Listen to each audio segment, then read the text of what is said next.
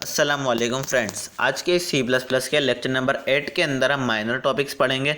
Minor topics आपको नाम थोड़ा सा इसका अजीब सा लगे, लेकिन माइनर टॉपिक्स यानी कि इसके अंदर जो है वो हम बेसिक जो हमारे पास छोटे छोटे से टॉपिक्स होते हैं जो कोई भी नहीं कवर कराता और आपको समझ भी नहीं आ रहे होते, हम वो कराएंगे।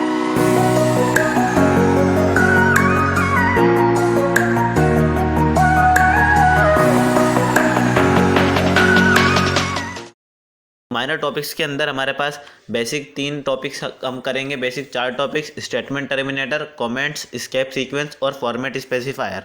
ये सारे जो हैं ये बहुत माइनर से टॉपिक होते हैं, लेकिन इनकी जो है वो हमारी जिसे हम खूबसूरती कहते हैं, ये एक प्रिंटिंग स्टाइल होता है, उसके अंदर बड़ा मैटर करते हैं ये तीनों ऑपरेटर्स। और प्रोग्राम की रीडेबिलिटी और उसकी अंडरस्टैंडेबिलिटी को बढ़ाने के लिए भी यही चारों हमारे पास जो टॉपिक्स हैं ये बड़ा इंपॉर्टेंट होते हैं और इन टॉपिक्स को बहुत कम लोग कवर कराते हैं। तो आज हम इन टॉपिक्स को कवर करेंगे, जिसके अंदर नंबर 1 पे हमारे पास है स्टेटमेंट टर्मिनेटर, नंबर 2 पे हमारे पास कमेंट्स हैं, नंबर 3 में एस्केप सीक्वेंस और नंबर 4 पे फॉर्मेट स्पेसिफायर। तो सबसे पहले हम स्टेटमेंट टर्मिनेटर देखते हैं, जिसे इसके नाम से जाहिर है कि स्टेटमेंट टर्मिनेटर यानी कि टर्मिनेट करने वाला।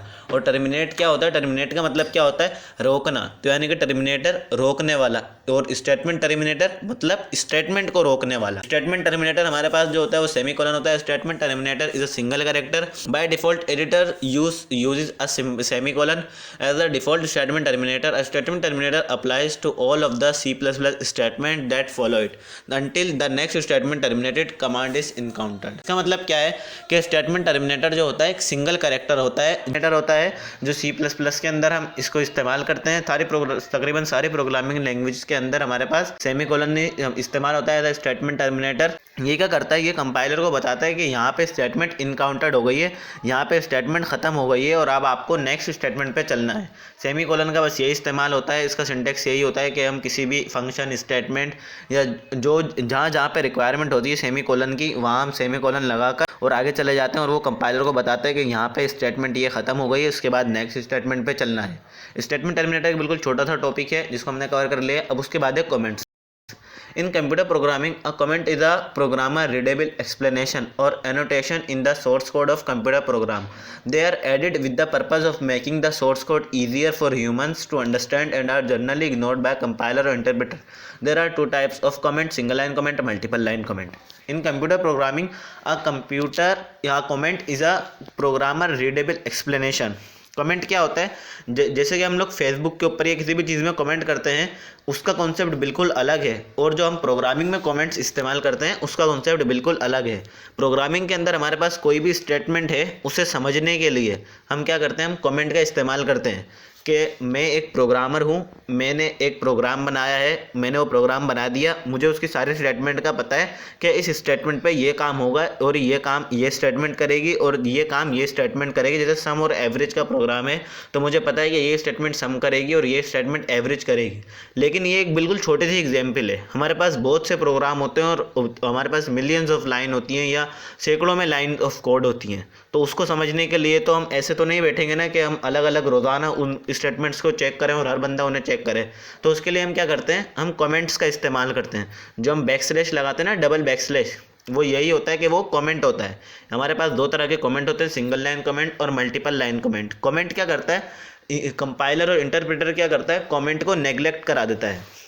नेगलेक्ट ऐसे करा देता है वो कि जो हमारे पास डबल बैकस्लैश होती है वो उसको ये डायरेक्ट करती है कि ये कमेंट है, आप इस स्टेटमेंट को छोड़ दो या ये जो लाइन है यहाँ तक जो वर्ड है इनको छोड़ दो और नेक्स्ट स्टेटमेंट पे चले जाओ। कमेंट्स के अंदर हम सेमीकोलन भी नहीं लगाते क्योंकि ये कोई लाइन ऑफ कोड नहीं होती, ये जस्ट एक यूज़र से दूसरे यूज़र तक कम्युनिकेशन के लिए या एक यूज़र ने जो प्रोग्राम बनाया है वो दूसरे यूज़र को समझ आ जाए, इसके लिए हम कमेंट का इस्तेमाल करते हैं। जैसे मैंने आपको एग्जांपल दी कि मैंने कोई प्रोग्राम बनाया, अब उसे कोई और देखेगा, उसे समझ ही नहीं आएगा कि इसके अंदर क्या क्या हो रहा है, कौन सा फंक्शन है, इसका बेसिक पर्पज़ क्या है, इस प्रोग्राम का जो मेन टॉपिक है वो क्या है, वो हमें पता ही नहीं लगेगा। तो इसलिए हम कमेंट देंगे, जब उसको दूसरा प्रोग्रामर देखेगा कि हाँ भाई ये कमेंट है, इस स्टेटमेंट पर सम होगा, इस स्टेटमेंट पे एवरेज होगा, इसका जो आउटपुट है वो इस तरीके से प्रिंट होगा, ये सारे उसको क्या करेगा, कमेंट उसे बताएगा, कमेंट उसे डायरेक्ट करेगा कि आपने ये जो है यहाँ पे इस स्टेटमेंट पे ये काम होगा। आप इसको ऐसा कर लें कि डिस्क्रिप्शन होती है किसी भी स्टेटमेंट की, जो कि कंपाइलर या इंटरप्रेटर हमारे पास जो ट्रांसलेटर की टाइप होती हैं वो इसे इग्नोर कर देता है। Single line comment, multiple line comment, 2 तरह के कमेंट होते हैं।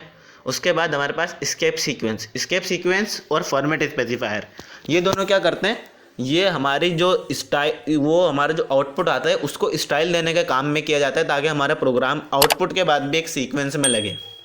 उसके लिए हम स्केप सीक्वेंस और फॉर्मेट स्पेसिफायर काम इस्तेमाल करते हैं। Escape sequence are special character used in control string और modify the format of an output.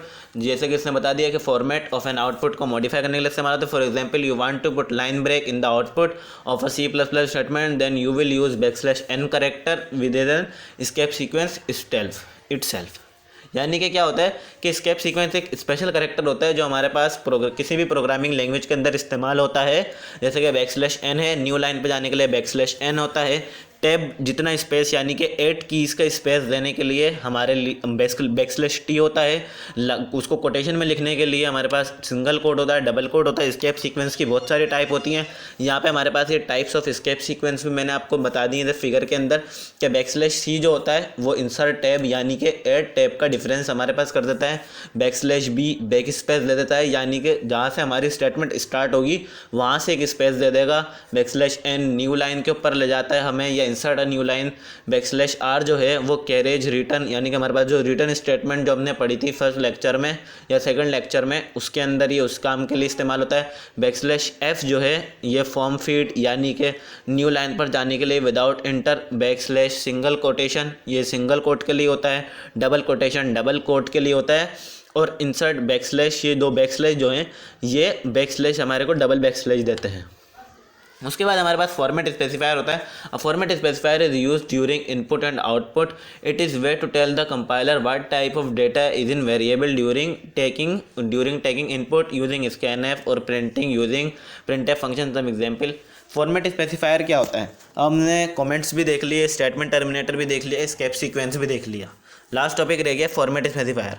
Format specifier क्या होता है कि ये इनपुट और आउटपुट के अंदर जो हम फंक्शन इस्तेमाल करते हैं उसको, हमारा जो आउटपुट है वो एक सीक्वेंस में कैसे आए वो इसके अंदर फॉर्मेट स्पेसिफायर भी देते हैं। और उसके अंदर कौन सी डेटा टाइप है ये कंपाइलर को बताएगा कि कौन सी डेटा टाइप हमने इस प्रोग्राम के अंदर इस्तेमाल किए या इस scanf और printf फंक्शन के अंदर इस्तेमाल किए। जैसे %c किए, %d करिए, %f करिए, ये हमारा कौन बताएगा, फॉर्मेट स्पेसिफायर बताएगा। फॉर्मेट स्पेसिफायर की बहुत सारी टाइप्स होती हैं। यहाँ पे हमारे पास %d होता है, %f होता है, %c, %s, बहुत सारे होते हैं। %d जो होता है वो हमारे पास इंटीजर के लिए होता है। %f जो है वो हमारे पास %f जो है वो करेक्टर के लिए भी होता है, लेकिन इसके अंदर ये कुछ और करके दिया हुआ है इन्होंने। 2 मिनट हम इसे देखते हैं। हाँ, इसके अंदर जैसे %f फ्लोटिंग पॉइंट, ये जो सेंटर में इन्होंने दिया हुआ है कि फ्लोट के लिए होता है। %f डबल फ्लोट के लिए होता है। %c जो है वो करेक्टर के लिए, और %f फिर इन्होंने दोबारा दे दिया फ्लोट के लिए, %s स्ट्रिंग के लिए। तो ये होती है हमारे पास टाइप्स ऑफ फॉर्मेट स्पेसिफायर। ये बहुत ही छोटा सा टॉपिक है, इसलिए मैंने इसका नाम भी माइनर टॉपिक रखा है, क्योंकि इसके अंदर 4 हमारे पास बहुत छोटे छोटे थे और बेसिक टॉपिक हैं। लेकिन अगर आपको इनकी नो-हाउ होगी तो इससे फ़ायदा ये होगा कि ये MCQs बेस्ड भी होते हैं। अगर आप कहीं टेस्ट वगैरह भी देते हैं तो उसके अंदर भी इस्तेमाल होते हैं ये, क्योंकि ये ना बेसिक कॉन्सेप्ट होता है। ये आपको आउटपुट के अंदर, अगर आपको आउटपुट अपना स्टाइल बनाना है या एक स्टाइल के अंदर या सीक्वेंस में देना है ना, तो आपको इस्तेमाल करने पड़ेंगे। इसलिए हम यहाँ पे ये माइनर टॉपिक्स का मैंने सोचा कि आपको इसका फ़ायदा होगा, तो मैंने सोचा कि ये वाली वीडियो भी रिकॉर्ड कर लेते हैं। तो मुझे उम्मीद है कि आपको ये चारों टॉपिक समझ आ गए होंगे। मिलेंगे आपसे अगली वीडियो में, तब तक के लिए टेक केयर, अल्लाह हाफिज़। हमारी वीडियो को लाइक करें और चैनल को सब्सक्राइब करें।